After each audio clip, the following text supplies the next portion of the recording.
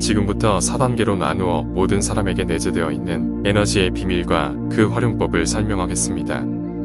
4단계 중 첫 번째, 사람들은 이미 자신에게 비밀이 있다는 것을 모른다. 잠의 비밀, 그리고 호흡이란 무엇인가? 잠자는 것과 호흡에는 관련된 비밀이 있다고 들었습니다.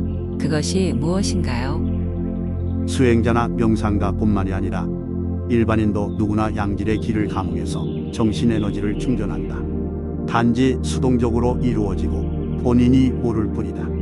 그러나 호흡의 비밀을 알게 되고 그것을 능동적으로 활용하는 방법들이 있다. 조금 더 알기 쉽게 설명해 주십시오. 호흡이란 폐가 산소와 이산화탄소를 교환하는 거 아닌가요? 운동할 때는 숨이 거칠어지고 가만히 있으면 숨이 미세해지고 이게 전부 아닌가요? 기라든가 에너지니 그런 것들은 사실 실체를 알 수 없고 수행자나 명상가만 활용할 수 있다고 하는 것 아닌가요? 저는 소설에서나 봤습니다.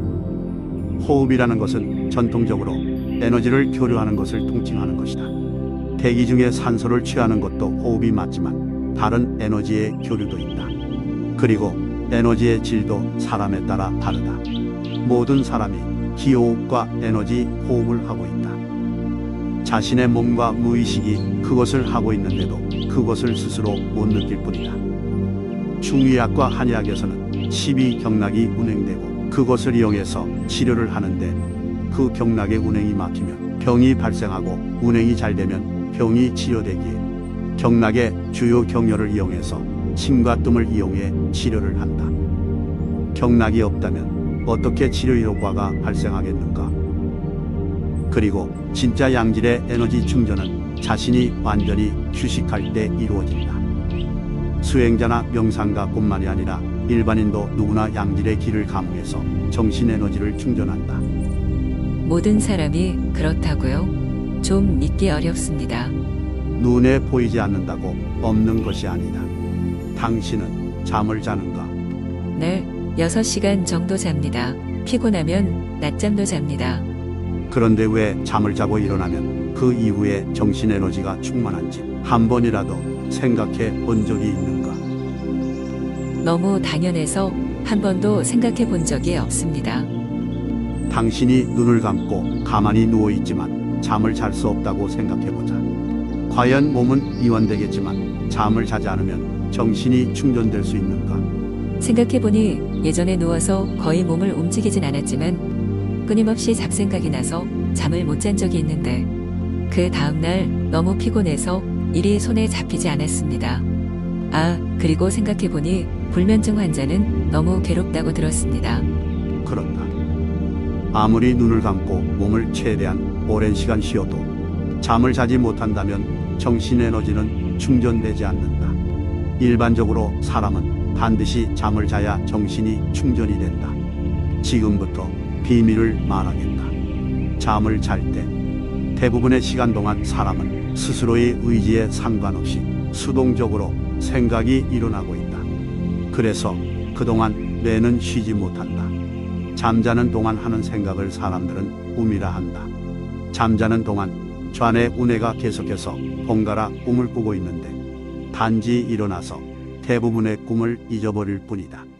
그리고 비밀의 시간이 있는데 잠을 자는 시간 중 아주 잠시 15분에서 30분 정도 좌뇌 우뇌가 꿈을 일으키는 것을 멈추고 고요해질 때를 말한다. 바로 그때 마치 배터리처럼 정신이 우주에 가득한 에너지 중 일부를 약간 충전하는 것이다. 그리고 그 정신 에너지를 조금씩 소진하며 하루를 버틴다.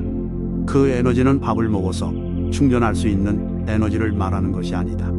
그리고 당연히 대부분의 사람은 그 15분가량의 충전 시간을 마음대로 가지거나 거부할 수 없다. 완전히 수동적이다. 왜냐하면 사람이 주관적으로 자기 자신이라고 생각하는 몸과 생각의 기능이 둘 다 모두 잠시라도 죽은 것처럼 완전히 멈추어야만 오히려 작동되는 인간이라는 생명체 고유의 타고난 기능이기 때문이다. 일반인이 휴식이라고 생각하는 것은 사실 진정한 휴식이 아니다. 스스로는 생각하지 않는다고 해도 잠재의식이나 무의식은 생각을 끊임없이 하고 있으며 그리고 몸의 움직임을 멈춘다고 해도 내부의 자율신경은 스스로 활동을 하고 있다. 수행이나 명상에서 말하는 인간의 진정한 휴식은 무의식까지는 아니더라도 최소한 잠재의식의 활동까지는 멈추고 자율신경까지 어느 정도 멈추어야 진짜로 쉬는 것으로 쳐준다. 당연히 보통 사람은 몸과 마음의 자율적 움직임을 자기 의지대로 강제로 멈추고 진정한 휴식을 취할 수 없기 때문에 진정한 휴식을 취할 수 있어야 발생하는 기능을 자기 마음대로 쓸 수 없다. 그래서 거의 매일 비슷한 일을 반복하며 비슷한 피로도의 정신 노동과 육체 노동을 하고 비슷한 시간에 자고 비슷한 시간에 일어나는데도 어떤 날은 자고 일어나면 정신이 맑고 공부가 잘 되고 어떤 날은 자고 일어나도 별로 개운하지가 않았군요. 잠자는 시간이 중요한 게 아니라 충전이 시간이 있었는지 그리고 있었다면 그 시간이 얼마나 길었는가 차이겠군요. 그렇다.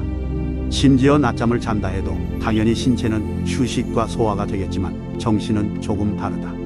좌뇌 우뇌가 멈추고 에너지가 충전되는 시간을 잠시라도 가졌다면 잠시만 자도 개운하고 못 가졌다면 더 오래 자도 썩 개운하지 않은 것이다. 오래 잔다는 것은 그 시간을 가지는 기회를 더 많이 가지는 것이다.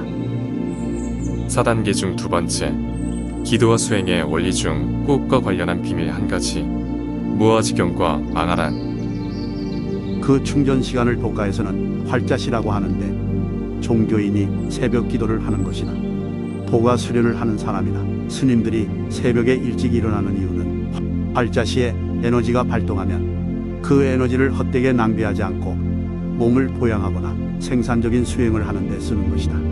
일반인들은 그 에너지가 오면 마음을 닦지 않았기 때문에 그 에너지가 육체적인 에너지로 전환되는 것을 막지 못해 성적인 욕망으로 발동하거나 새벽에 운동을 하거나 다른 일에 그 에너지를 소진하기 시작한다. 그렇다면 어떤 사람이 그 충전을 능동적으로 일반인보다 훨씬 많이 하는 것이 가능해지게 된다면 어떤 일이 발생하나요? 당신은 노트북에 전력이 얼마 없을 때 느리고 잘 작동되지 않을 때를 겪었는가? 네, 그렇습니다. 전력이 얼마 없으면 화면이 어두워지고 모든 기능이 잘 작동하지 않습니다. 사람의 몸이 그렇다고 생각하면 된다. 어린 아이들은 하루 종일 뛰어놀아도 지치지 않고 무엇을 들으면 금방금방 외우는데 성인보다 번뇌가 적기 때문에 그 에너지를 많이 쓸 수 있기 때문이고, 성인들은 육체는 어린아이보다 크고 아는 것은 많아지지만 번뇌가 많아져 그 에너지와 연결이 점점 약해진다. 그래서 몸은 크지만 양질의 에너지는 어린아이보다 적어서 나이가 들수록 계속 기능이 둔해지기 시작한다. 그러나 스스로 잡생각을 조절하여 깨끗한 정신 상태를 유지할 수 있다면 평범한 사람이 15분 동안 충전하는 것보다 조금씩 더 충전할 수 있고, 일반 사람보다 훨씬 많이 에너지가 충전이 되기 시작하면 신체의 기능이 깨어나기 시작한다. 그리고 에너지를 받은 뇌가 그동안 에너지가 부족해서 쓰지 못했던 기능이 깨어나기 시작한다. 저는 아직도 믿기 어렵습니다. 혹시 종교인들과 수행인들이 기도하거나 수행하는 것과 관련이 있나요? 이제 말이 통하는구나. 그렇다. 물론 아주 어려운 일이지만 극고의 수행 끝에 스스로와의 싸움에서 이기고 스스로가 자신의 진정한 주인이 되어 아까 잠을 잘 때 15분의 시간처럼 스스로 몸과 마음을 정지하여 에너지를 마음대로 충전하는 방법이 바로 기도나 수행법의 원리의 일부이다. 신과 만나려 하거나 깨달음을 얻거나 병을 치료하고 수명을 연장하거나 이치를 공부하려면 일반인보다 훨씬 충만한 정신 에너지가 필요하고 뇌 신경을 다 깨워서 활용해야 하기 때문이다. 도가에서는 이것을 환정본회라고 하고, 대승불교에서는 사가행인 난정인 체제일법 중 두 번째인 정이라고 하고, 유가에서는 호연지기를 길러서 천지의 정신과 통한다고 말한다.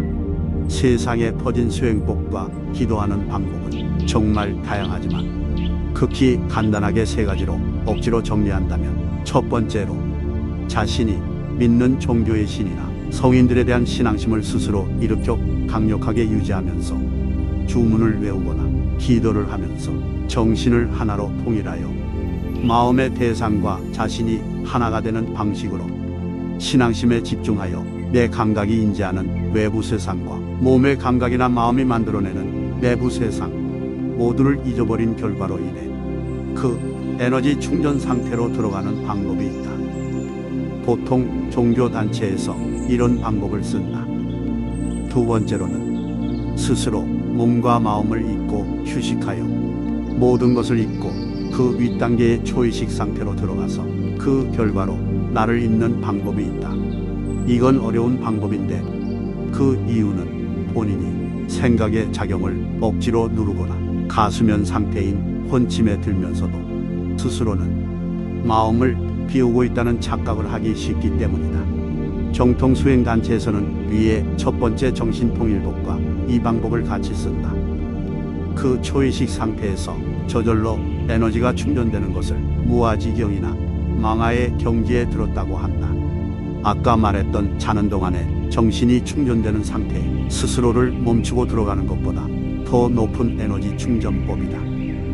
마지막 세 번째로는 직접 길을 수행하여 닦고 마음을 닦으며 일반인이 쓰는 기의 수준부터 점점 기의 질을 높여가며 단계별로 높은 에너지를 운용하는 경지에 조금씩 다가가는 방법도 있다.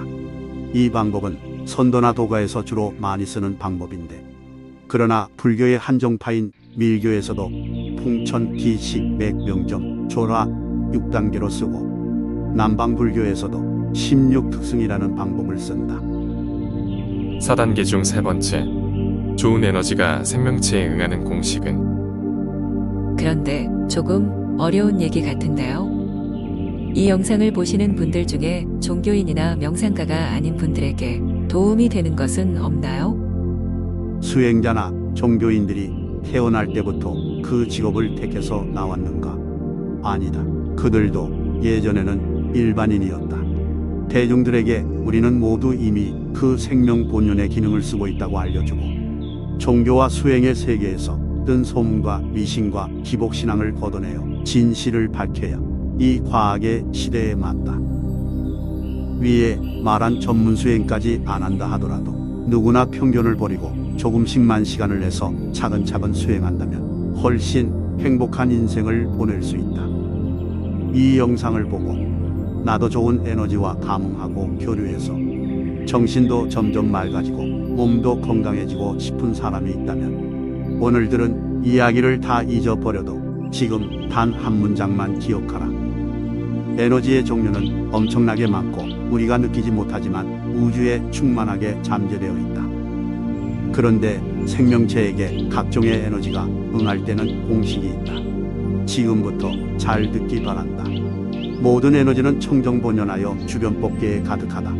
수중생심 웅소지량 순옥발현. 에너지는 중생의 마음이 얼마나 선한지 악한지를 따르고 얼마나 마음이 크고 개발한 바가 많은지에 응하고 생각과 말과 행동으로 행위한 결과에 따라 순응하여 발현한다. 이것이 모든 에너지에 발현되는 공식이며 모든 종류의 대승불교수행법의 요약이 담긴 수능엄경에 나오는 구절이다. 어떤 종파, 단체 종교를 막론하고 이것은 우주법계의 공식이라고 부처님이 말씀하셨다. 그래서 진짜 수행과 기도가 무엇인지 원리를 아는 사람들은 반드시 기도와 명상 같은 수행과 생명체를 이롭게 하는 선행을 같이 병행하는 것이다. 4단계 중 네 번째, 에너지 공식을 활용해서 좋은 에너지를 불러 내 운명을 바꾸는 방법은? 그럼 수행자나 명상가가 아닌 일반 사람들이나 일반 신도들은 어떻게 해야 되나요? 건강해지고 마음이 맑아진다면 그것이 사람의 운명이 바뀌는 것이 아닌가. 맞습니다. 몸도 건강해지고 정신도 맑아지면 훨씬 제 운명이 행복할 것 같습니다. 아까 에너지가 허공에 잠재되어 있고 마음의 질에 따르고 마음이 양에 응하고 선어박업에 따라 발현된다고 하셨고 앞에 말씀하시기를 어떤 에너지에 응하는가에 따라 몸이 건강해지고 마음이 맑아진다고 원리를 설명하셨으니 결국 내 행복의 모든 것은 내가 어떤 마음으로 얼마나 강하고 지속적으로 어떤 업을 짓느냐는 선택에 달린 것이로군요. 이제 이해하였구나. 아주 좋다. 그러나 지속적으로 노력해야 한다는 것을 명심하라. 일단 과정에 충실해야 한다. 결과는 오게 되어 있지만 결과가 오는 시간이 자신이 원하는 때에 맞추어 오는 것이 아님을 알아야 한다. 당장 모든 것이 바뀌지는 않는다는 것이다. 현생에 본인이 이미 지은 업과 전생에서 지은 각종 업의 결과가 계속 돌아오기 때문이다. 하지만 저번에도 말했듯이 선업을 지어서 돌아올 악업의 결과에 영향을 줄 수 있다. 포기하지 말라. 생명체의 에너지 풍대가 응하는 공식은 말 그대로 공식이기 때문에 누구에게도 적용이 된다. 그래서 그 누구라 할지라도 이제부터 운명을 긍정적인 쪽으로 방향을 돌리고 싶다면 먼저 업에 대해서 이해하고 자신이 할 수 있는 만큼 아주 조금이라도 수행과 선행을 해야 한다. 전통 있는 경전과 역사를 보유한다면 어떤 종교나 수행 단체라도 상관없다. 자신이 지킬 수 있는 만큼 그 단체의 계율을 정해서 지키고, 만일 불교인이라면 최소한 10선업 정도는 외워서 반드시 지키고 절대 시박업을 하지 말라는 것이다. 이것은 본인이 진정으로 행복해지려면 선택사항이 아니고 필수이다. 불교를 한 문장으로 요약하자면 제약막자, 충선봉해. 아무리 작은 악이라도 가급적 하지 말고 일체의 선을 받들어 행하라. 이것이 삼세고금 모든 부처님들의 뜻이고 중생들 스스로가 자기 자신을 위해 보다 나은 미래의 행복을 가져오는 원칙이다. 그 진리의 말씀 속에 이런 에너지의 원리도 같이 담겨 있다.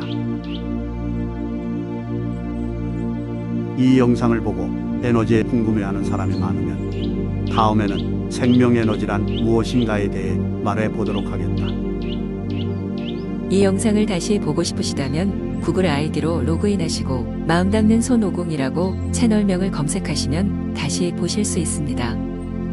영상이 마음에 드신다면 구독, 좋아요 버튼 눌러주시면 영상을 만드는데 많은 힘이 됩니다. 시청 감사합니다. 부디 오늘도 행복한 하루 보내세요.